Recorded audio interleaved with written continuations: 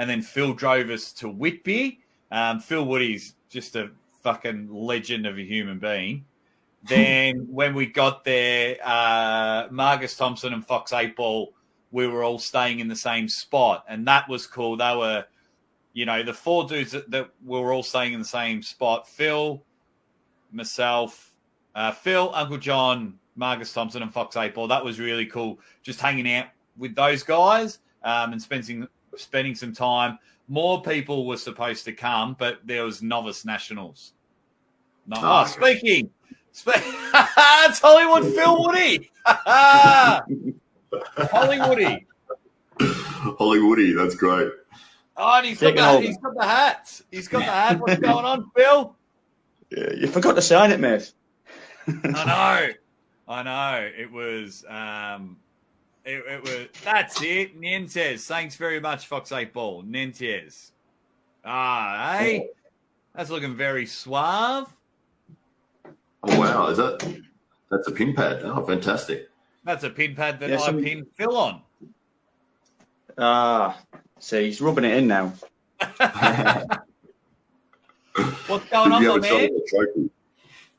Look, I had to drop in to say hello, guys, before you wrapped up and so on. But yeah, for me, you're talking about, Whitby and you coming over there, Jake. Thank you for coming over and doing that incredible long trip, and it was fantastic. And everybody that you interacted with on the trip, just random tourists, on the stairs going up. That was hilarious. You lit everybody's day up. It made it such a great experience. So hope to do it again. I've done quite a lot. I've been fortunate last year doing seminars and going to East versus West, Monster Factory and so on. But next year I'm hoping to do something again. So it'll be good to try and get yourself or somebody else over to the UK and see what we can do. Oh, absolutely. And hopefully you'll be there in January. Hopefully you'll be in Ireland in January when we all come over. So that'll be good to have a beer with you. So Matt, what Phil tried to do, he was like, it's bad enough Aussie Arm Wrestler spent 49 hours on a plane to get there, then had to share a bed with Uncle John whilst doing it all on crutches. Phil's like, I've got a great idea an hour before our match. There's a big giant staircase here. He claims there was castles and ruins and everything on there. He was just like, let's climb up these stairs. And there's, I don't know, about 110 steps or something. But no, it was quite funny. It was the actual view was amazing. But yeah, that whole Whitby trip, besides of the dumb travel and losing my bag and everything, a part of me, like when I got back, I was so glad it went wrong, Phil, because watching everyone, like Paul Maiden was like, oh, don't stay at my house because of your hip, share a bed, hang out with Uncle John so you two can just like catch up and have a chat. So he books us a hotel, free of charge. Most dodgiest hotel in the town, but still a hotel. He brings a big bag of clothes. Neil Pickup was trying to take me to Aldi or Asda to buy me heaps of clothes. Phil rocks up. He's driven a couple of hours out the way, picks us up, and he's got socks and jocks, and he was our tour guide. the knowledge on Phil, and he's driving us around everywhere. So, yeah, it was the whole trip, and just how the arm wrestling community just banded together was amazing. And there's Uncle John left the trophy. Uncle John left the trophy from winning. The next year. Captain Obvious says it's Phil Woodley, as Brandon Allen says. Yeah, Brandon Allen likes to call me Woodley, which is always a good running joke. Who knows why? He just can't happen. When's the next trip, Phil? The next arm wrestling trip for you?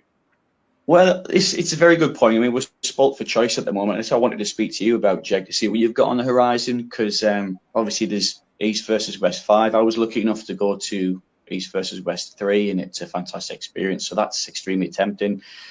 Then there's the Monster Factory, December 10th, which I'd love to get over to. Then obviously how things are looking for yourself. Please keep me updated. Ireland in January with the Arm Gods guys and Marcus. Obviously, the guys incredible. That would be definitely something I'm wanting to do. So at the moment, it's going to be January, but I'm hoping to try and squeeze something else in. It's all too tempting to not get involved with. It's ridiculous. So yeah, I can't make it to East versus West because 3 days after I'm having my hip surgery, and we all know my luck with flying.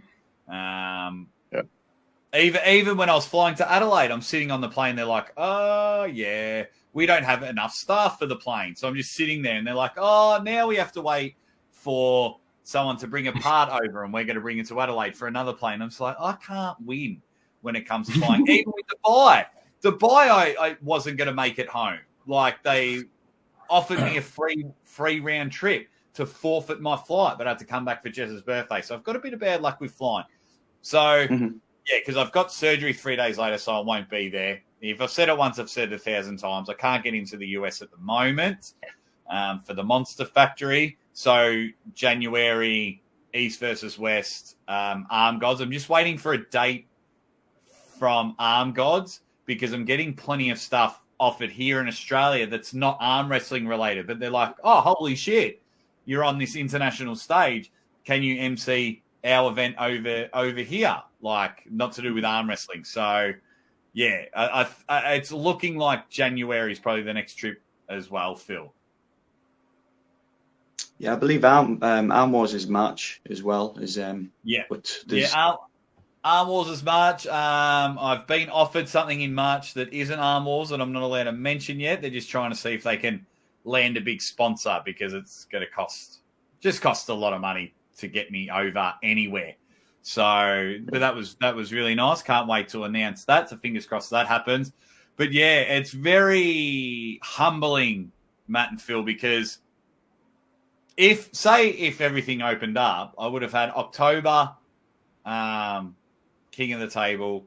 November would have been East versus West and Nationals. December, Monster Factory. January, Arm Gods and East versus West. February, King of the Table.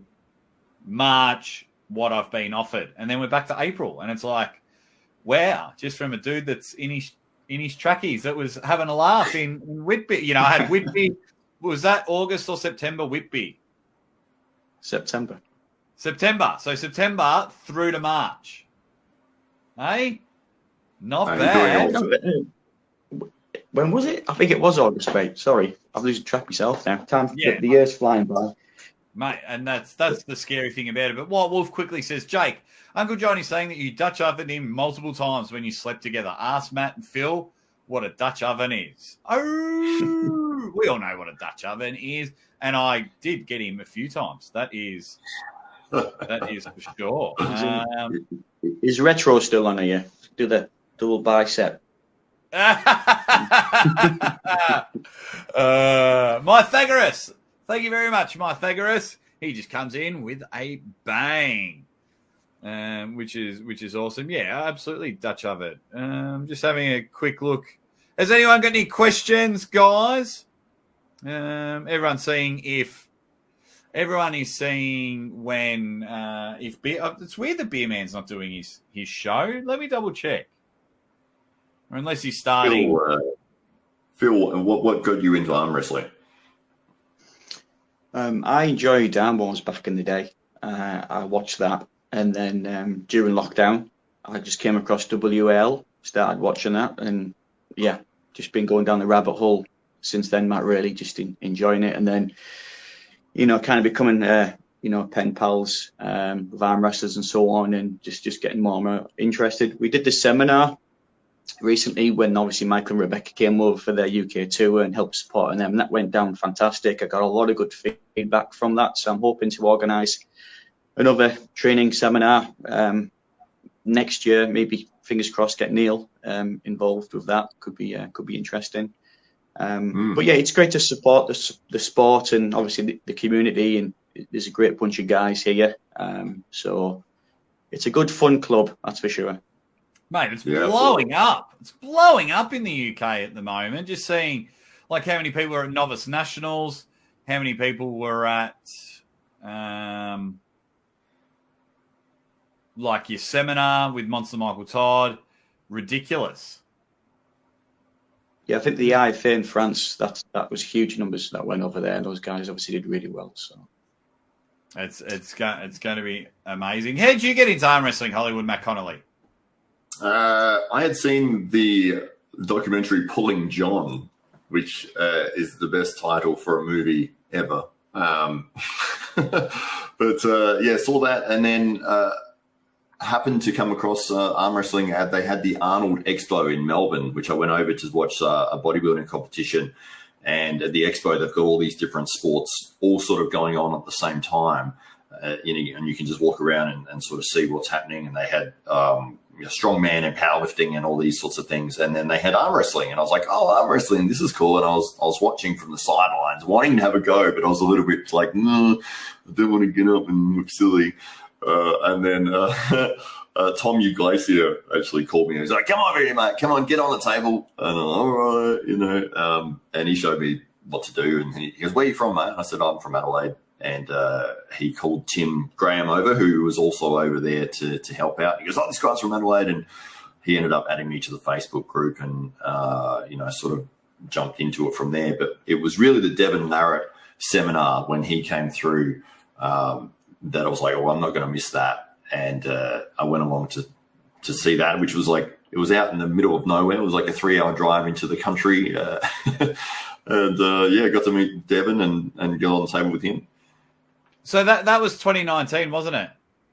Yeah, absolutely. Yeah, that was probably the first time that I really, because everyone from the club was there and they all said, oh, we saw you in Melbourne or whatever. Why don't you actually start coming along to the club? And so I did. And yeah, and then the rest is history.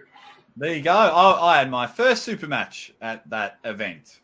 Oh, I was there filming. I wasn't like the Aussie arm wrestler. I was just training. I started literally training the end of 2018. And then they're like, oh, if anyone wants a super match. And I was like, hell yeah.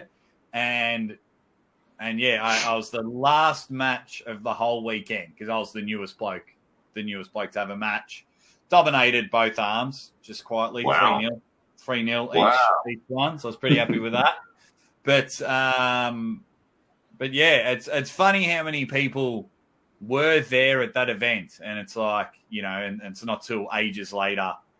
Because we were supposed to have Travis Page in the next year, but then the world shut down.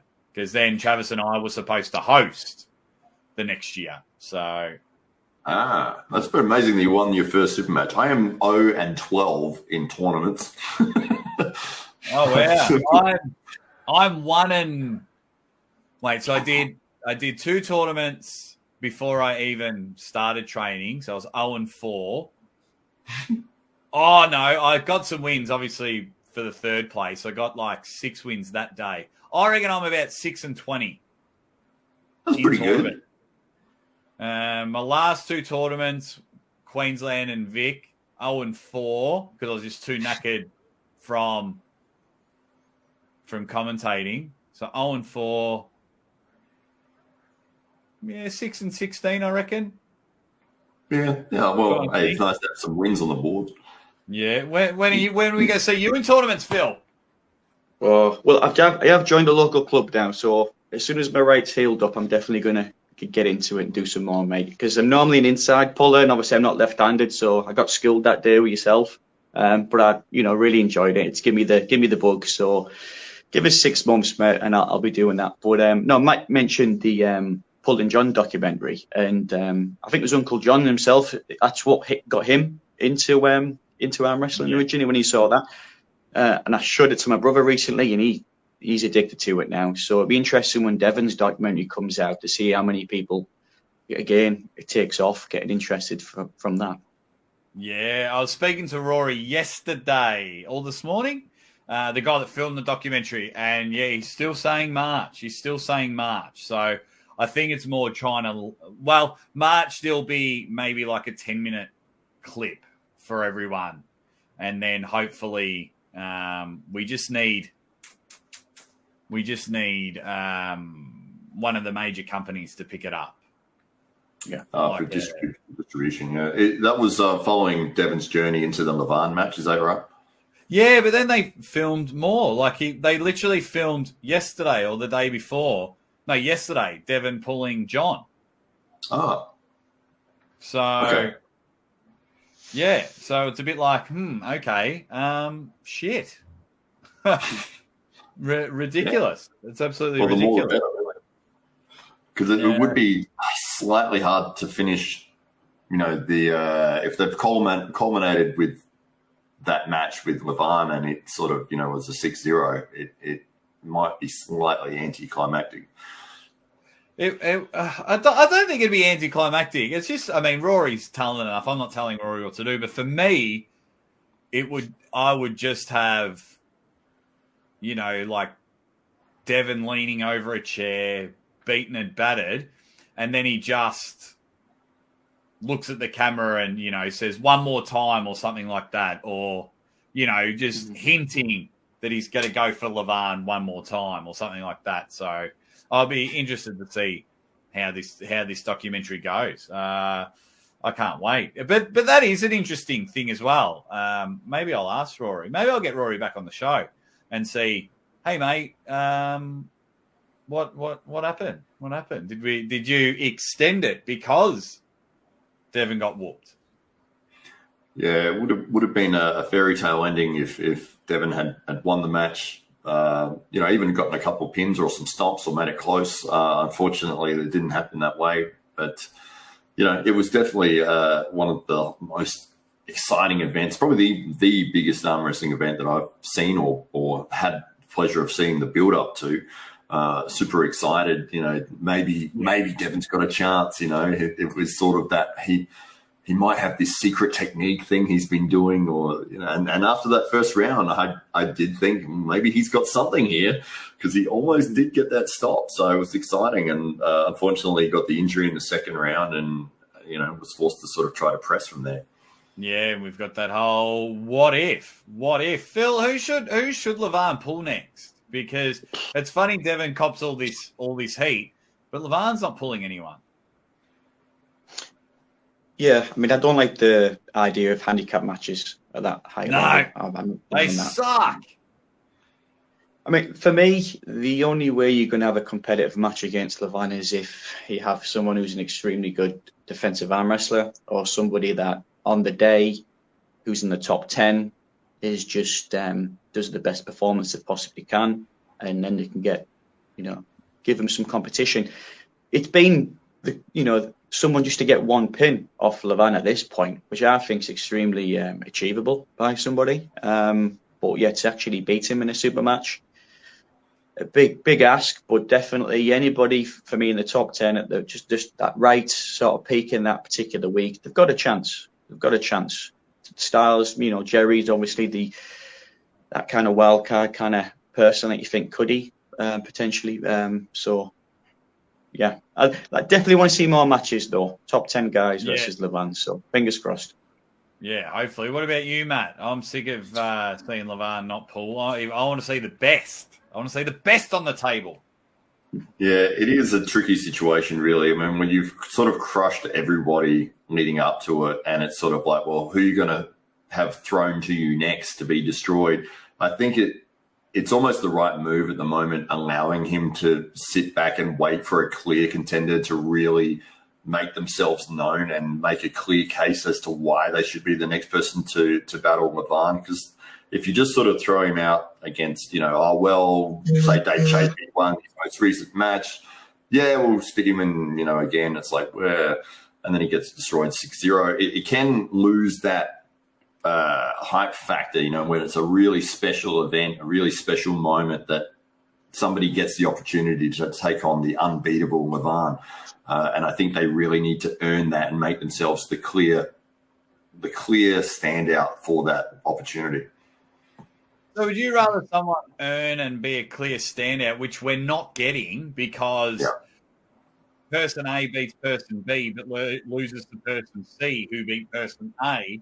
So then, do we just let Levan just do nothing for 12? I think him winning that Devon match was almost the worst thing that for him in a lot of ways, especially winning at 6-0, because it was like, well, who is your next challenge? Like, you've destroyed everybody in that top 10, or nobody can say that you're going to have a really close competitive match here.